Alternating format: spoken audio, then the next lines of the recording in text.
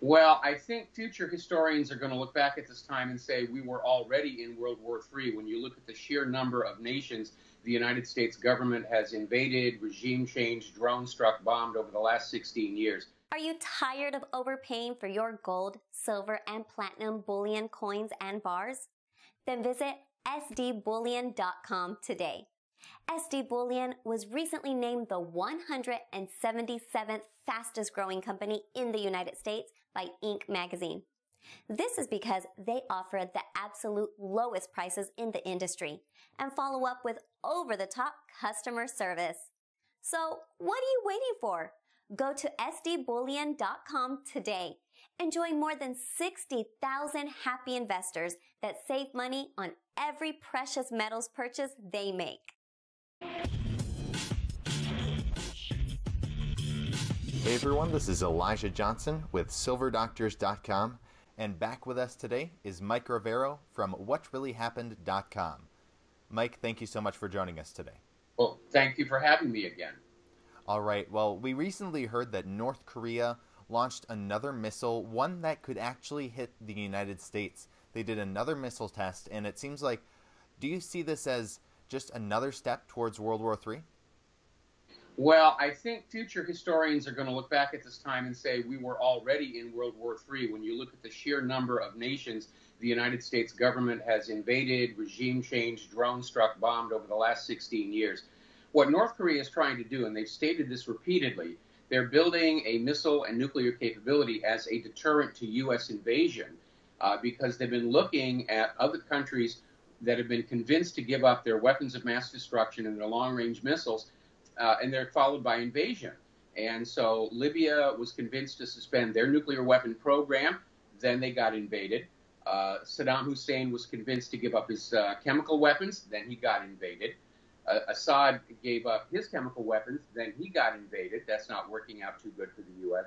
And so North Korea is realizing that U.S. assurances of peace following surrender of weapons of deterrence really cannot be trusted.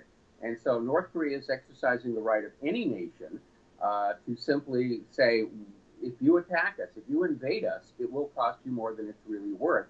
And that is, of course, the real purpose of long-range missiles and nuclear warheads. And if you really think about it, there's only ever been one nation on Earth that's used nuclear weapons of mass destruction against the civilians of another country, and that is, of course, the United States of America itself. So now that North Korea has established what appears to be a credible deterrent, it's a game changer. And North Korea is now suggesting that they're open to talks of some kind, but they're approaching those talks not as a clear military subordinate, but on a peer-to-peer level. So do you see this, you were saying earlier, like, that it seems like historians will look back at this and say basically, we were already in World War III at this moment? Well, if you look at the history of World War I and World War II, we have these dates when they officially started, the sinking of the Lusitania, the attack on Pearl Harbor. But if you study the history of the time, you will realize that there were all sorts of conflicts all over the world leading up to these events. There was just this big bang that everybody said, okay, I guess it's a world war now, and proceeded on that point. Now, we haven't had that big bang just yet, but certainly, again, looking at all the countries the U.S. has interfered with over the last 16 years, it does qualify as a world war under official U.S. military doctrine. A world war is any war that involves two fronts on two different continents, and we're already engaged in Africa, Europe, and Asia on multiple fronts. And so, yes, I think we're already actually into World War III. We're living under a wartime economy, and our government, knowing how unpopular war is basically trying to convince us that it's not all that serious, that the economy is doing well. But clearly, looking at what's been happening in Afghanistan and Syria, the U.S. is losing the initiative on all of this attempt to conquer the world's resource-rich areas and lock them back to the U.S. dollar. No, I think you've talked about in the past how war is often kind of used as a distraction from financial problems. Is that right? Well, that's one of the reasons war can come along. In the current situation, at the end of World War II, the U.S. and other economic nations signed what was called the Bretton Woods Agreement that made the U.S. dollar the global trade and banking currency. And it was supposed to be backed up by gold, and everybody signed on to it. And the U.S. economy made a huge amount of money off of that deal because other countries would either have to borrow U.S. dollars at interest or they'd have to send over manufactured goods and agricultural produce for these boxes of ink and paper with which they can then conduct commerce amongst themselves. Well, over the last decade, we've seen more and more nations moving away from the U.S. dollar, and it actually began all the way back in the Nixon administration with what was called the Nixon shock, where he ended gold convertibility for the U.S. dollar. And so at this point, with the U.S. economy having gotten kind of lazy and spoiled from Bretton Woods, our manufacturing has been declining for decades. Nobody wants our GMO agriculture. And so the U.S. finds itself in a bit of a corner. If they can't get the world to go back to trading natural resources and merchandise using the U.S. dollar, there's really little left to hold up the economy. And so the war agenda, as revealed by General Wesley Clark back in 2005, was to basically militarily take control of all the world's resource-rich areas, primarily the oil-producing nations of the Middle East, and then force them to sell their oil only for the U.S. dollar, which would bring the rest of the world back to having to borrow dollars at interest from the U.S. government, and so forth.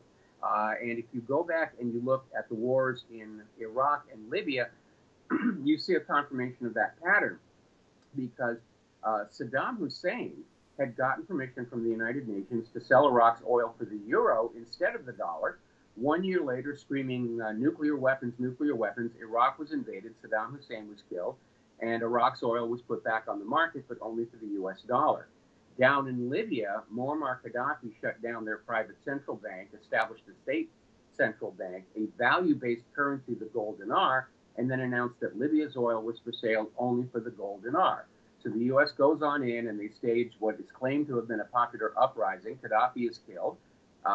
They have a new private central bank, impoverishing the Libyan people. Nobody knows where the gold for the gold dinar went. And so it is this repeating pattern of using military force to bring the world back under the hegemonic domination of the U.S. Federal Reserve note. So where do you see things going from here? Because I know there's attempts, for example, to make the economy better. For example, the tax plan that Trump, he finally got it, through the House, but it still needs to pass the Senate. Do you see any attempts to improve the economy being successful? Well, it depends on who the economy is being improved for. And certainly for large corporations and the ultra-rich, the new tax reform plan is going to benefit them. But they've already admitted that taxes on the middle class are going to increase significantly. So the economy as a whole continues to suffer because of the immense cost of all these wars, the immense cost of paying interest to the Federal Reserve for the use of their currency in place of our own national currency. And despite the best hopes we had for President Trump, I have not seen a significant change in the course of direction of the nation. And that means that for the vast majority of the American people, the standard of living is going to continue to decline. There's going to be more economic hardship, and they're going to try and cover it up with more and more war. We are hearing warnings from all kinds of people that it looks like our economy, the stock market, and so forth, is poised for a major, major correction. And as you alluded to earlier in the program, that's another motive for why they're rushing ahead with all of this war so quickly. Because if the economy collapses and they don't have somebody to blame it on, the American people are going to point the finger of blame at Wall Street and Washington, D.C., where it richly deserves to go. And it wouldn't be the first time that the U.S. government has gotten into a war, at least in part to distract from economic hardship. Crash of 1907, World War I. Crash of 1929, World War II. Crash of 2008, and here we are interfering and invading all of these nations, trying to regime change all these leaders and put in puppet rulers who will run their nations for the economic benefit of the United States of America. In the long run, however, given 16 years of war, it's very clear that our military is run down, worn out, demoralized. The equipment is long past its life expectancy. We have this huge scandal, the Fat Leonard scandal, that's involved 60 U.S. Navy admirals. And I don't see the United States really being able to win a conventional war with a military peer, such as Russia or China. And that will, of course, lead us into, inevitably, a nuclear conflict. And I don't think the United States is going to be able to win that one either. In fact, let's be honest, nobody wins in a global nuclear war. Definitely. Now, I guess getting to how this will impact people. I mean, if we're looking at World War III, what did people back, for example, in the United States, just the average person, how do you think that'll impact them? Well, once it's obvious that we're in a real global war, we'll see a lot of the same programs instituted that we saw in World War II, where they will, the government will just have to find ways to extract more real wealth from the people to fuel the war machine. The problem is that unlike the World War II era, the American people are already impoverished down to the point of massive homelessness and unemployment. And so in any war, the side that runs out of money first is going to be the side that loses. And that's why the United States is already at a disadvantage versus China and Russia. We've had 16 years of war, 16 years of a wartime economy, and we can see it with our own eyes. When you walk down the street of your neighborhood, you see the cracked pavement and the corroded metal fixtures and the decaying infrastructure and the retail vacancies, not to mention all the homeless people. It's very obvious our economy is stressed to the breaking point. And so I don't see the U.S. as being able to win this war. And unfortunately, too many people inside Washington, D.C. and inside the Pentagon have this attitude that the U.S. has never really lost a war. And so, therefore, we can, be guaranteed a victory. But the fact is, we certainly didn't win in Vietnam. We never actually won in Korea. And despite all the movies and TV shows that you have seen, the United States didn't win World War I or World War II all by themselves. In fact, certainly in the case of World War II, the U.S. government simply waited to see which side was likely to win, and then they hopped on the winning side. And the U.S. didn't get involved in World War II until after the Soviet Union had decimated the German army near Moscow. And at that point, it was obvious Germany would eventually lose, and that's when the U.S. went on in. Now, as for, I guess, the tax plan, getting back to that, can you expand on how it will, you were saying how it really won't help the middle class, it'll pretty much help the rich. Well, obviously, the biggest news coming out of it is a drastic cut to corporate tax rates.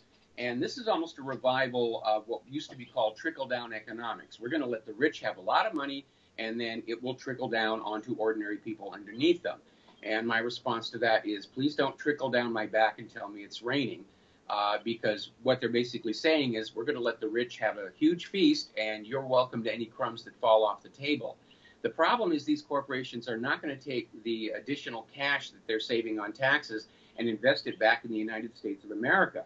Again, because of our decaying infrastructure, the fact that all of our, so many of our factories are just rusted hulks, coupled with the dumbing down of the young American worker through Common Core, there really isn't a lot for industrialists to work with in this country that would make a business profitable. So they're going to take that money and they're going to invest it in other countries with better infrastructure and better education and a much more skilled labor force. So I don't really see this tax plan as helping middle America, along with the fact that they're already saying there will be a tax increase on middle Americans. Definitely. And one last topic I'd like to discuss today is one that you were talking about on your radio show. It's about the decline of the corporate media. You've said with that basically the American people right now are not buying into the mainstream media anymore, and really the mainstream media is unable to control what Americans are thinking. You said that's a quote from what you said on your radio show. Can you expand on that, and why do you think the mainstream media is in decline? Well, the corporate media has been in decline for a very long time. They've been losing audience to the independent media. But I think starting with last year and the hard sell for Hillary Clinton, which failed, it sent a message that the corporate media has lost control of what Americans are thinking. And that is being repeated now in the case of Judge Roy Moore, where the corporate media just hit him with all of these allegations of sexual impropriety, which turned out to be fake, turned out to be lies and false. And Moore is still leading in the polls in Alabama. And that is definitely sending a message that the corporate media is not, in fact, controlling what people are thinking in Alabama or the rest of the United States of America. And we may be seeing a watershed moment where the corporate media is going into terminal decline, and we're seeing the rise of the independent media, which, free from corporate and political influence, is already gaining a reputation for being much more fair, balanced, and accurate than the corporate media is. So again, how do you think this will impact the American people? And what can they do to kind of, maybe stay away from the corporate media and listen more to the independent media? Well, Americans are already doing that. Again, if you look at the viewership numbers for the corporate media news, they are in serious decline. Polls are showing Americans' trust and confidence in the corporate media in the single digits, right alongside Congress. And the numbers, of course, for shows like yours, websites like mine, continue to climb. And so people are coming on over. And one of the indicators of that is that people are they're canceling their cable TV subscriptions, and they're moving more toward online streaming entertainment.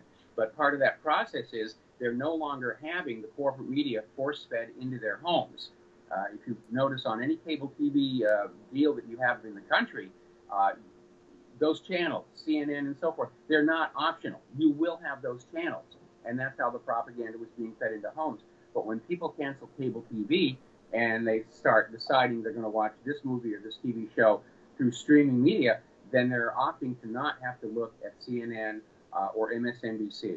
And getting on back to this situation with Roy Moore, this attempt to smear him with these sexual allegations is a classic case of hoisting with one's own petard, because it's triggered this blowback where all of these major media people are losing their jobs over apparently demonstrable sexual allegations. Matt Lauer came out with a press conference and said that some of the accusations against him were exaggerated, but then he admitted some of the accusations were absolutely true. So this has blown back on the Democrats, John Conyers, Senator Al Franken, and these major media figures. And in general, it's just making both of these institutions look even worse, less trustworthy in the eyes of the American people. I know you mentioned how, both of our shows, the viewership seems to be, just keeps rising and rising. Although, some of the time it seems like with a lot of YouTubers, and I know on my Finance and Liberty show, some of the time the viewership has gone, way down, and it seems like it might be because of what Google is doing about, changing the algorithms, the way that people, the results that people get when they search. They put up more what they consider, reputable news sources, not the independent media and stuff like that. And they'll start censoring our videos, calling them not advertiser friendly. Now, this isn't not family friendly. It's not advertiser friendly. It's like too controversial or something like that to put ads on. So what is your perspective on the censorship we've been seeing, especially with Google and YouTube? Well, when you look at Google and YouTube and Facebook, and how large they are and how wealthy they are, I think they fall into the category of corporate media. And yes, there are efforts to try and bring down a silicon curtain, if you will, between the American public and the independent media. Certainly my web server is under constant hacker attack trying to shut it down. And so they are trying to find a way to silence the independent media, or at least to discredit them by planting nonsense stories to try and level the playing field, because they know that the corporate news media is not going to win back the trust of the American public quickly. And so all they can think of doing is, well, if we can find a way to discredit the independent media, then at least everybody's playing on an equal playground. So independent media does have to be very, very careful about stories that we're being fed. And there have been lately a whole new rash of websites created that do nothing but put out nonsensical hoax stories. And unfortunately, far too many independent media operators copy and link to them without really checking for verification. At this point, the independent media has to be following basic journalistic principles. We have to be more professional about our news than the so-called professionals are being right now. But in the long run, what I'm seeing happening right now is a repeat of what happened when Gutenberg rediscovered movable type printing. And all of a sudden, books became available to the middle class. They weren't just something rich people had. Literacy improved, and all of a sudden there were alternative points of view. And they tried to shut that down, and everybody panicked.